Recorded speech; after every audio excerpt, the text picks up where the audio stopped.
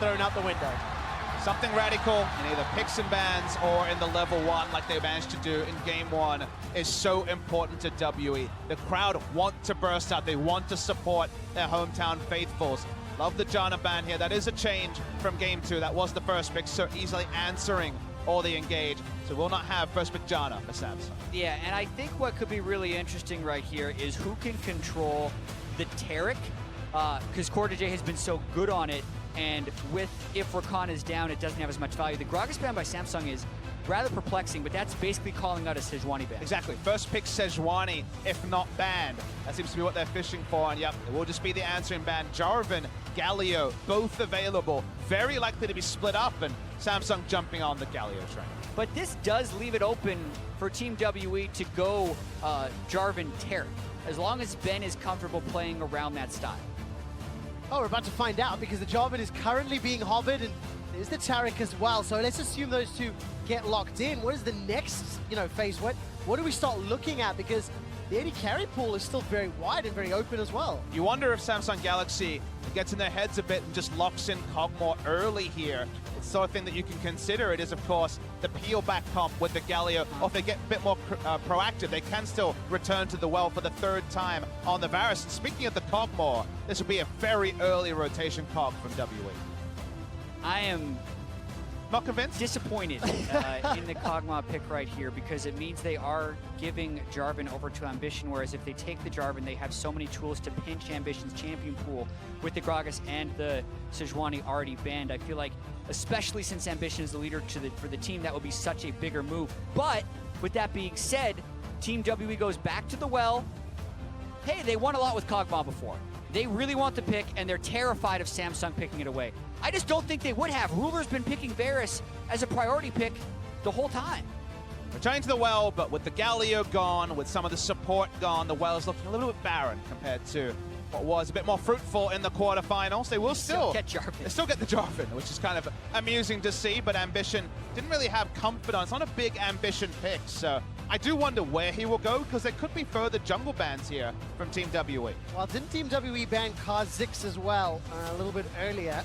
This will be the time. This will be the time. See, earlier when Galio was unavailable to pair with the Kha'Zix, we were like, I don't know about the Kha'Zix, but the big Korean duo is Kha'Zix Galio, because you can jump in, get the Galio ult. So Kha'Zix first ban here makes a lot more sense than the last time we saw. Yeah, also though, the Jace and the Gnar are unbanned, and those are two things that I feel like Team WE is rightfully terrified of QV playing. The Gnar hard carry to game, the Jace is pretty much unwinnable lane matchup for any of the picks that 957 would be able to bring out. And when you do use that one ban on the comfort pick, which Ambition was probably going to go for, you lose the ability to fully target out QV. You do wonder if WE will first pick on the red side the Gnar and accept the Kennen matchup if it is what QV decides to take into it, like he has previously in the tournament. Only loss for Samsung this particular series was Kennen, but it is the standard matchup for QV.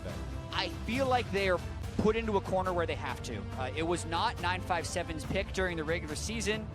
He did pick it last game, and I'm wondering if Samsung missed a ban here or if there is a timeout on it. Nope, it is the Malzahar. I just got confirmation from production, visual bug with the timer. So they did manage to lock that in. It is the Malzahar. Allows us to jump back into the discussion of whether that Gnar comes in now or whether we see something for Xie that's fairly safe. The Talia is still open, but so is the Kassadin. Something that was very, very effective in Game 1 this series.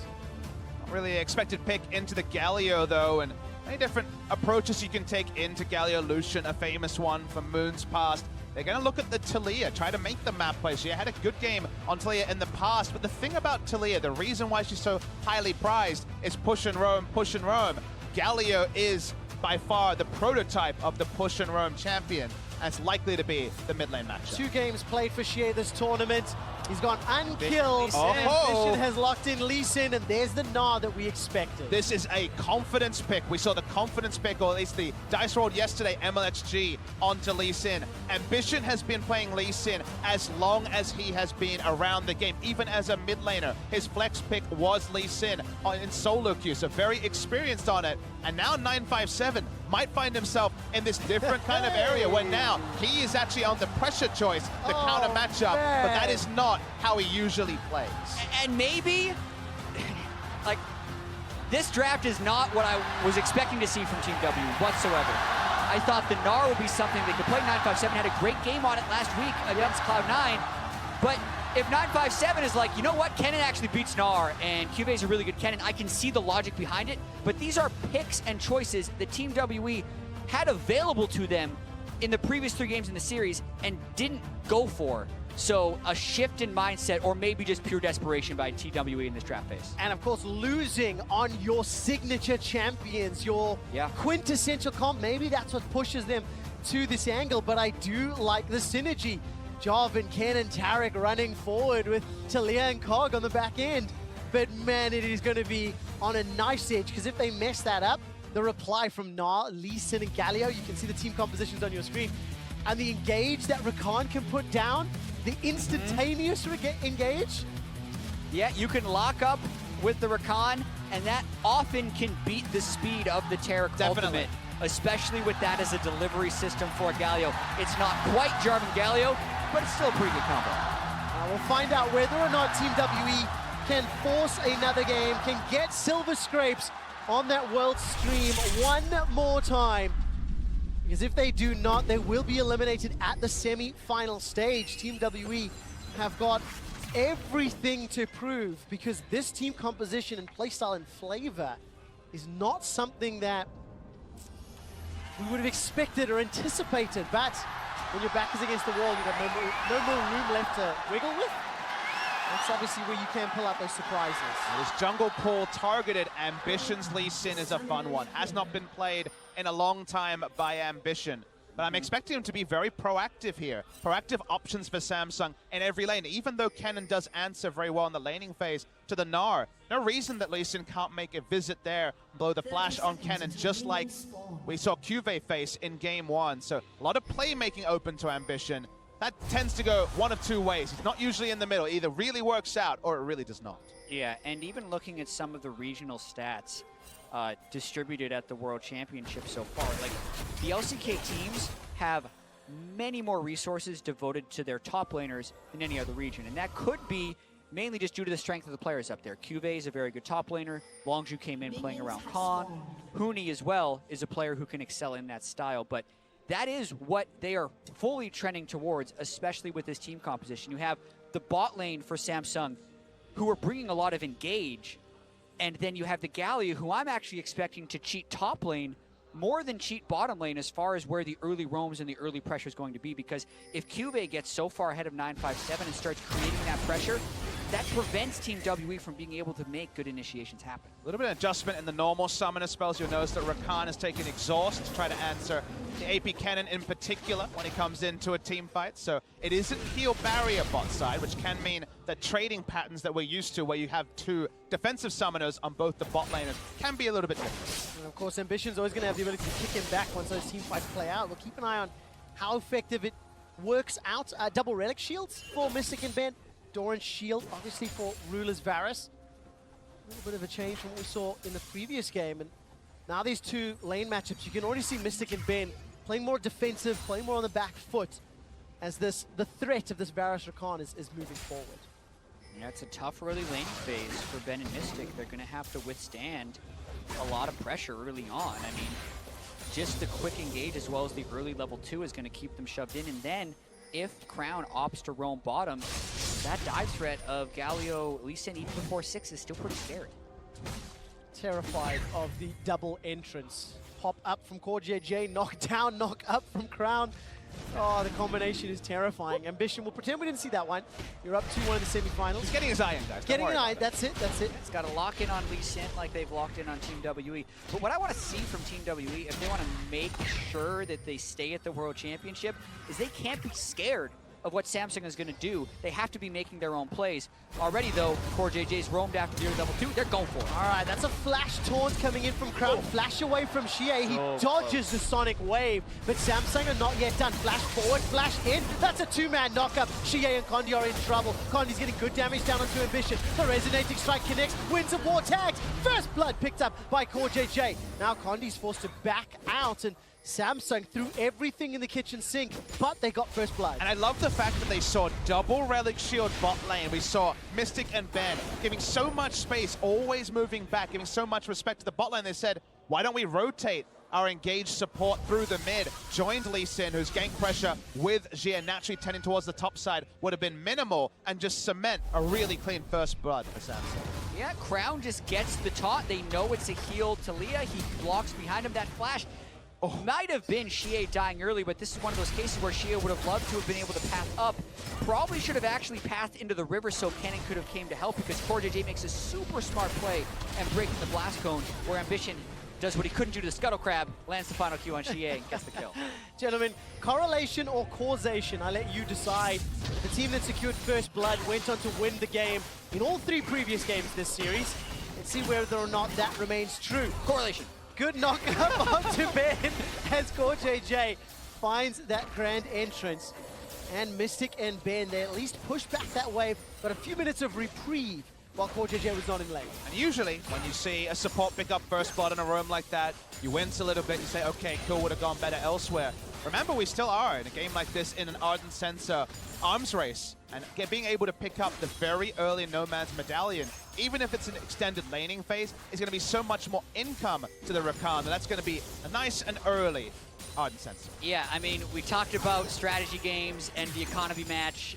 We had to talk about something. That was one-sided. This is the late game investment already. Hey. It's the Ardent Sensor investment as well. I love Nomad's medallion early upgrade. I actually think a lot of teams should do it even when racing for Ardent Sensor, because it is so much better than the tier 1 support item. So CoreJJ will be very rich when compared to Bentley. Right, look at 957's HP. He's been bullied by Cuvée for the last few minutes. While he's remained even on CS, there's support coming on both sides of the rift. This will be a 2v3 as 957 no access to that slicing maelstrom. Level 5s are coming in. Flash away, gets the stun down and the knockback. 957 turns that around. Now into 2v2. The knockback from the seismic shove, and Shanghai erupts in noise. The Justice Punch is interrupted, and Kombi gets another one. Samsung lose 3. Huge swing here for WE. Samsung thought they had complete run of the game, but WE read the situation so well. They were in position earlier, and they actually picked up 3 for 0. And I love the fact that they don't wait for the dive, but instead flash away from the turret to kill Ambition before he can react. He's flashless. He flashes in to proc the instant stun into the knockup, and he doesn't have time to react. From there, Xie can come join, instantly kills Cuvée, who did not have Mega Nod timing to begin all of this. Level 6 ping, last kill onto Crown. That's the moment the crowd have been desperate for 2 games in a row. And not just the crowd, Team WE has been desperate for that. Now they technically have a point of strength on the map that they can think about playing around. 957 picked up 2 kills. Ambition is now set beside Condi. So if they can get topside control, that's something with which they can force plays. And man, Team WE needs something magical to pull this one around. Crushed in game 2, strangled out of game 3, and now they're in an advantageous position with a great mechanical outplay. But to be fair, WE were responding as well. They saw the dive coming, and they had resources being allocated. And they're obliging to what you mentioned, Jack. They're playing around their strong side, which is the top side of the map. And it's going back on Ambition. Right, fight. Ambitious Lee Sin gets the hero's entrance as Condi's forced to flash for his life. The wall, I think, interrupted the Justice Punch. Xie gets another kill. Look at the volume. Lars there, Kennan's chasing. Xie's looking for some unworked ground. Gets off a couple of shots. Watch for CoreJJ. Doesn't find a target. CoreJJ gets the knockup. To the escape. Condi survives. Condi lives. And WE get another. Momentum is in Team WE's favor right there. The narrow escape from Condi, infusing them with more confidence to continue to go for plays. The timing of his EQ as well, as CoreJJ had roamed up to try and get that kill. That pressure that should be getting built in the bottom lane isn't necessarily paying off in the way, and here's the start once again. So Ambition tries to re-invade to his weak side because he has the hero's entrance. No interrupt comes. Watch the Weaver's wall here. He looks for an interrupt, misses it on Xie. He would not have been in range to kill off Ambition as fast. They were going to have their support react first. Samsung react first and lose out in the maximum way. Oh, we're not going to see the magical outplay because it's tower dive time. Slicing Maelstrom into the knockup of that. Done for the kill. Condi sends his his regards. Ambition's looking for one back. Level 5. But there's support. Shie's come up. Let's go for another tower dive, boys. Shie's got the backup of Condi. Galio on a wall. 957. Not going to Got be him. enough. Ambition gets one back, and WE, they've bitten off more than they can chew. Crown now making his way to the top lane as Ambition's looking for the Sonic Wave. He's got Dragon's Rage available to him. And the full combo could have burst down a kill. As we jump down bottom, the fights continue. Mystic has been burst down low. It was in a 2v1. The Chain of Corruption was used from Ruler, but WE maintained control, 2,000 gold leads. Trying to keep that bottom lane equal as well, but so much of this action has just revolved around the top side. And whether or not Ambition is going to perform on this Lee Sin, the fact that he did turn around that dive at least keeps him in the game a little bit, because the snowball almost felt like it would be in full effect for Team WE after the end of that play. And while the Lee Sin has emboldened Ambition to make proactive plays, it's meant the game has been so much more bloody than our previous game. 7 kills in the first 7 minutes or so, and that has largely been trading down for Samsung. They had the good start, but from there, the turret dive went amiss. The blue buff play also did not go to their advantage, and from here, WE have that instant gold, and we've always said this team revolves around getting gold early and playing towards the team fights. They were strangled out of gold in the previous game. This time, very difficult for Samsung to do that again. Just amazing to see how the game has been played in the entirety of the top half of the map. 4JJ joining in so many of those skirmishes, but it's Team WE that have come out in the advantageous position. 2-0-2 for 957, 2-1-3 for Condi. Now we see them lead the way, right? With that cannon, with that Jarvan on the front foot, and then once Ben starts getting joins the fights, he can bring that utility of the Cosmic Radiance. Yeah, still a very interesting game here. Cubase itemized into the Spectre's Cal. It's going to be harder for 957 to actually kill him. No turrets have yet died.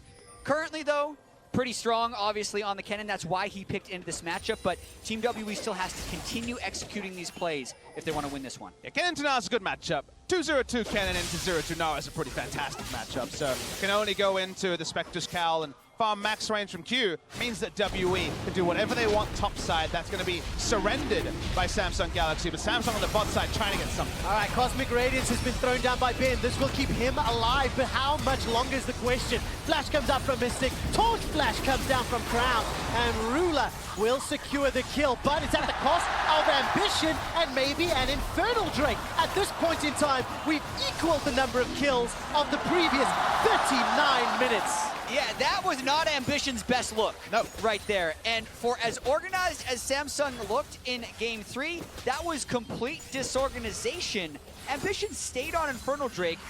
Crown walked past him. A full fight happens bottom lane, and then Team WE just runs into him because, of course, they're going to collapse down on that bot lane fight and find you. So we're going to watch the start of this again.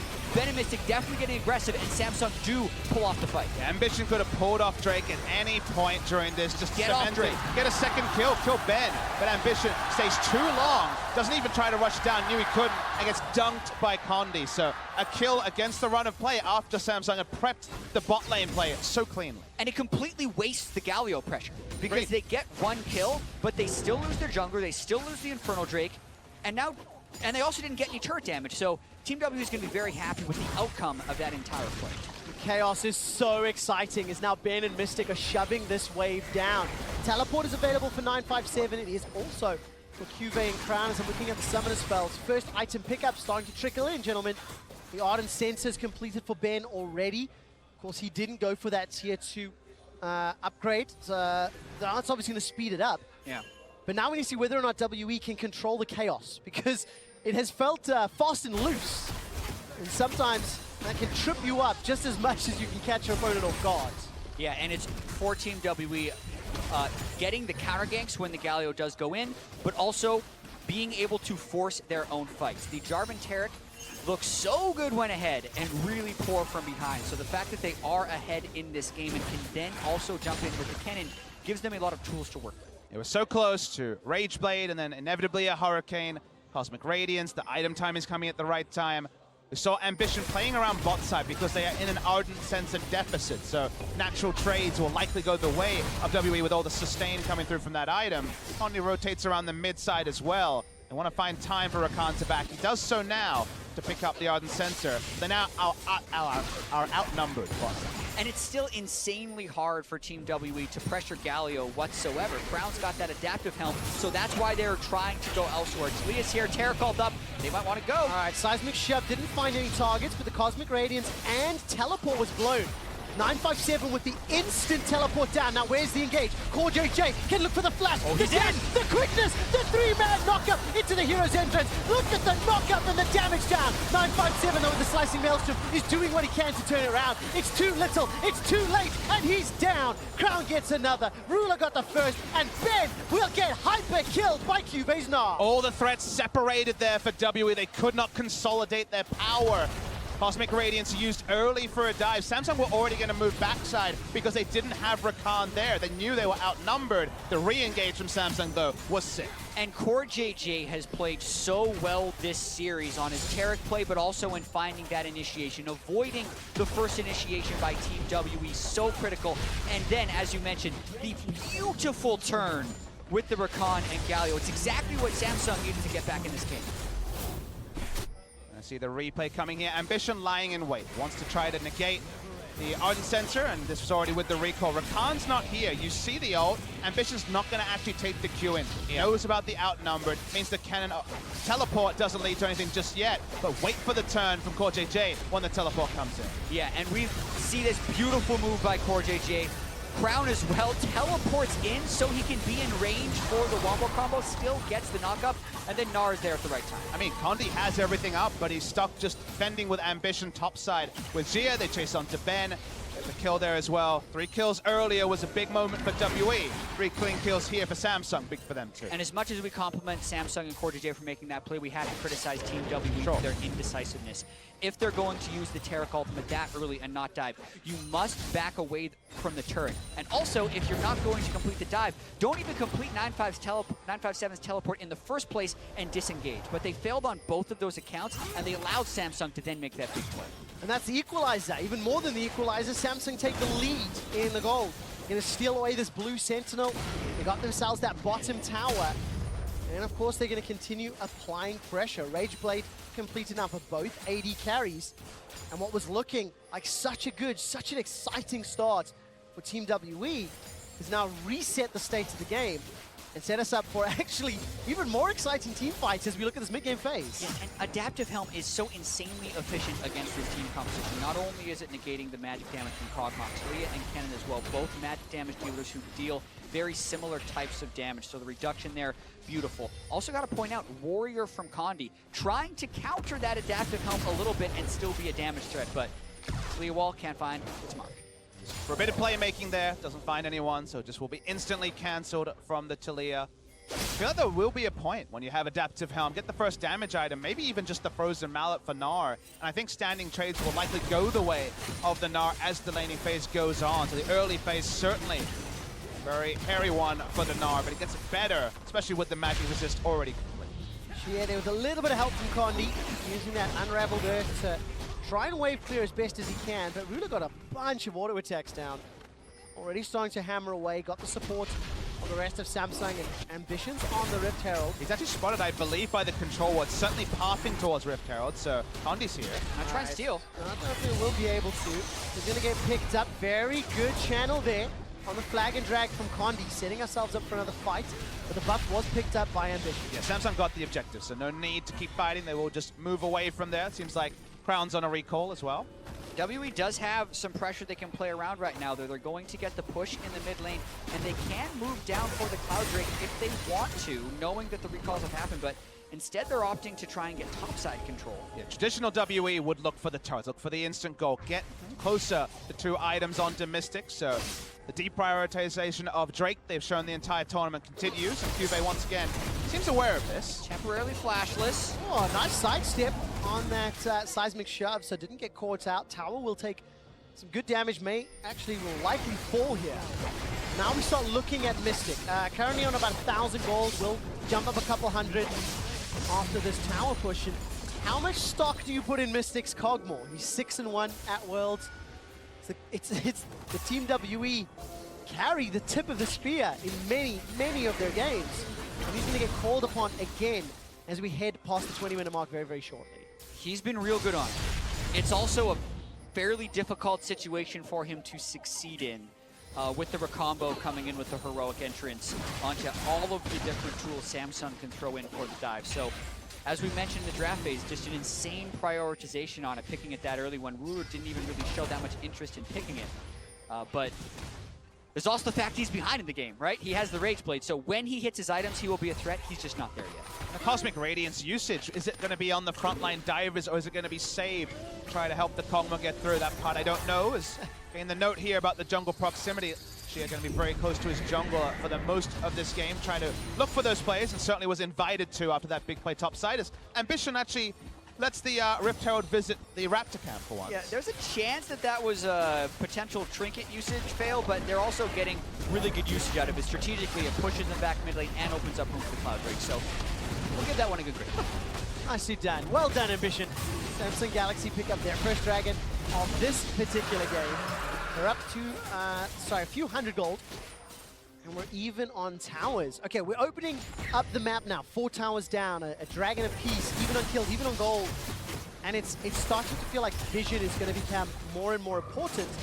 And it looks to me like Samsung have got the better end of the deal. Slightly deeper wards, but not by much. And when it comes to playing out against this comp, because although there is that creeping feeling that Samsung can cement their position on the game, it's not there yet. It's still going to take multiple steps for them to recreate anything like the previous games. You have to remember that WE have a teleport flanker, and teleport flanks have become more and more uncommon in this current meta with the very extended team fights. So actually, always cementing those control wards on the side as they push forward, as they try to crest some of these inner turrets, is so important for Samsung. And given you don't have as much recent experience being focused on dealing with, say, a teleport AP cannon, there is always the chance you trip up on the execution.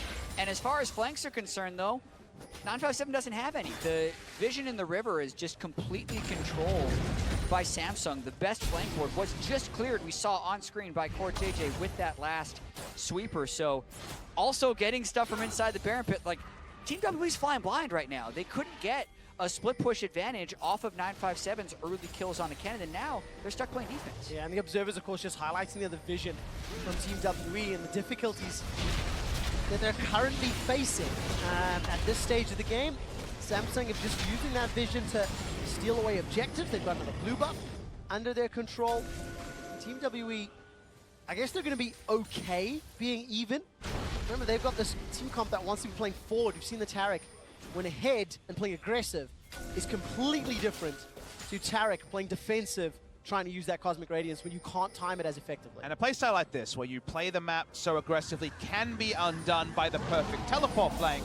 But the other side of the coin is, you mess up the teleport flank, Baron is gone, an inhibitor is gone, you get one chance, you get one shot. And that is really where it is right here for WE. They will get some wards down. Will they be in the ideal position? No. Will some of them be swept? Yes. But it'll be all on one teamfight execution, because if they fail it, they will lose the maximum.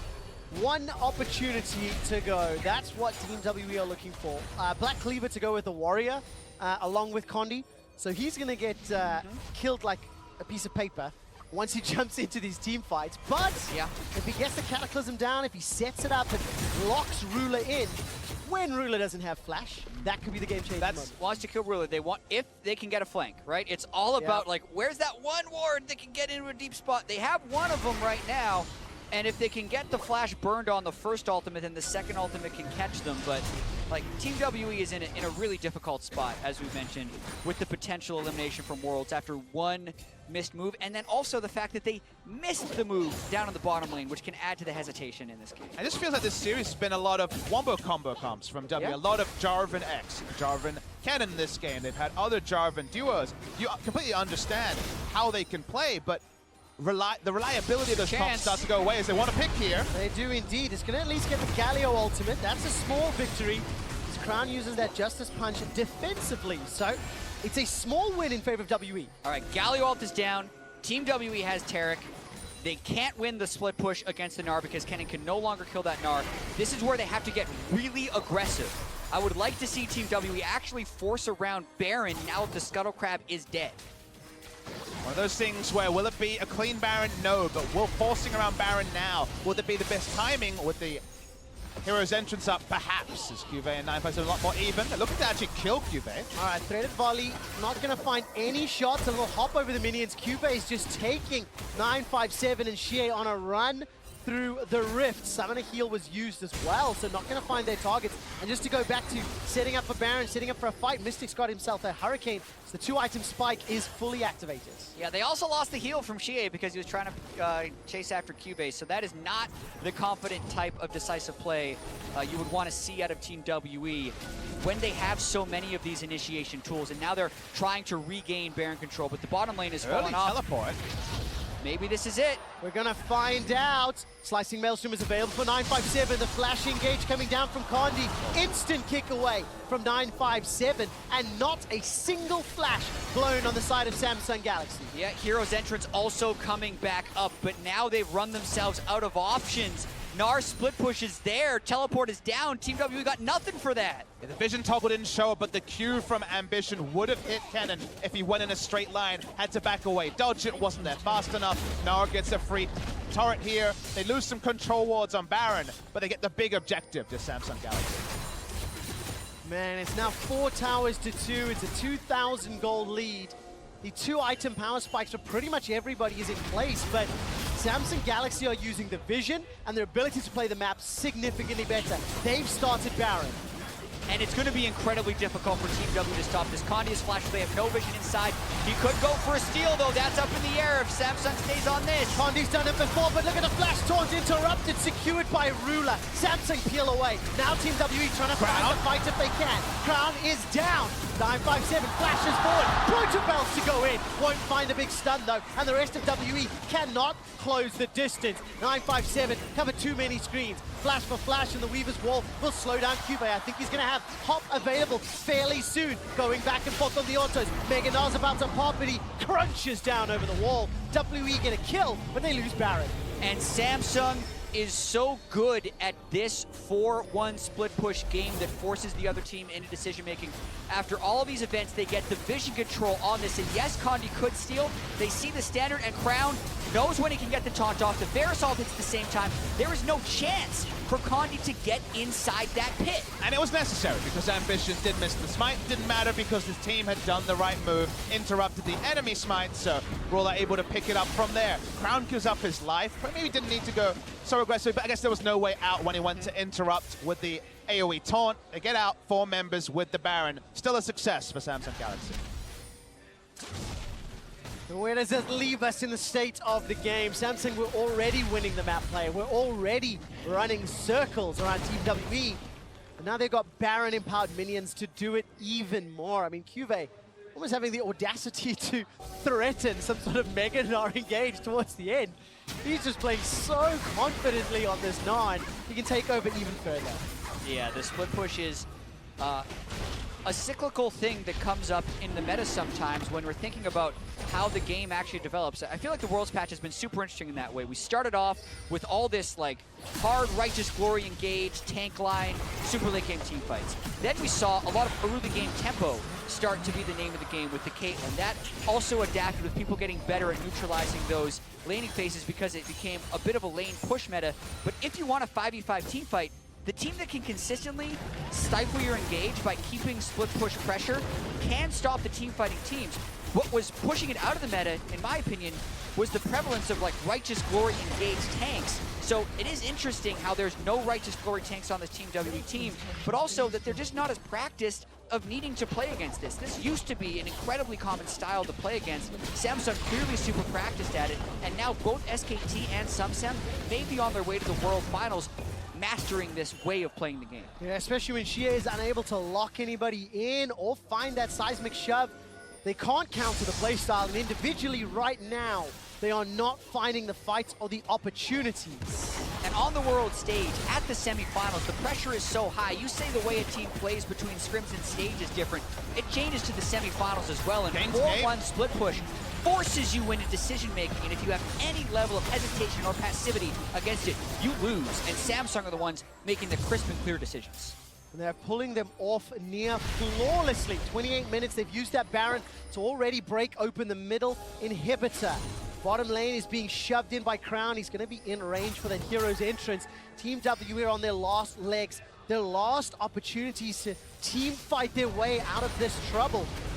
But it is just so difficult. Condi going to think about this Cataclysm, puts it down, but that's not going to interrupt the Heroes entrance, and that is just a mistake that you cannot afford when you are this far down into your base. That was actually pretty funny, because Ambition had WOD upped away, so it looked like he was jumping to no one, but Ambition previously was there on Lee Sin. There just is no easy fight. It feels like 3 games in a row. We've been at the point where W like, all right, we got our items, we're ready to go, this is our time, it's past 20 minutes, and yet Samsung keep running around the map, and I think Gnar has been the real story of the semifinals, because we knew that Jason Trundle, when we were talking about Huni, who is very much similar in style to what QV is showing in this series. And you think about what that brings, tank buster, but also, crucially, does turret damage, has turret threat. Do you gank him and actually lose out on other parts of the map, or do you let him take your turret? And given that Gnar has straddled the line so well, and Huni and QV have both shown it, you wonder what the next level is, because that certainly picks into the Gnar. I'm sure people already are praying for the Yasuo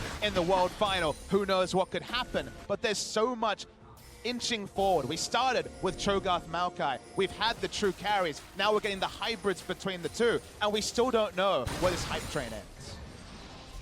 We're gonna find out, Papa Smithy, but before then, Samsung Galaxy need to close the line, cross over this final Nexus, and re-qualify for a World Championship final. I mean, that Baron timed out, just for what it's worth. They've secured 4 Barons against Team WE this series alone. And Team WE had only conceded a total 4 Barons in the previous stages of the tournament. It's just been such a great performance from Samsung Galaxy. Do you know the double void stuff is complete for WE, and only a single locker on the much squishier Core JJ is complete on the side of Samsung. So good exhaust use, and also opting out of the big damage from the Wombo here is important for Samsung. Yeah, but Samsung is also just never grouping up for which the Wombo could happen. So if you pull it off on one side, you're losing a turret on the other, and they've just never been able to match those answers aside from game 1, when they had the cash and Shen and they could pick off the split pushers, but not in control of this game whatsoever at this point. All right, where are Team WE? Justice Punch interrupts Crown all the way out of the base? That was insane. That's not a interaction you see very frequently. QV's Mega Gnar, by the way, timed out, and he's currently looking to get angry once more. That passive bar not available to stack just yet. The inhibitor has fallen. WE still have not pulled the trigger. It's a 6,000 gold deficit. They need to find something perfect, and they've got to get through Ruler's flash as well as his heal. Mystic's flash is now down after Core JJ trades it for a flash quickness engage. Crown charges up the Duran shield, doesn't fire the trigger. QV's about to get excited. Here comes 957 from behind. That's a dunk down. The Cosmic Radiance is buying some time. Ruler flashes and heals to safety. He gets one. The Gnar into the wall. Triple kill picked up for Ruler. Ben's flashed away to safety. Now she aced the target. Ruler not gonna find the quadra kill as Crown takes him down, and Shanghai is silenced. Samsung are setting their sights onto the Nexus turrets. Ben is running for his life. Ambition will not be able to take him down. And Samsung Galaxy set their sights on the Summoners Cup. They take down Team WE and qualify for a rematch with SK Telecom in the Championship Finals. Clinical is the word, Jad. Clinical is the word to describe Samsung Galaxy.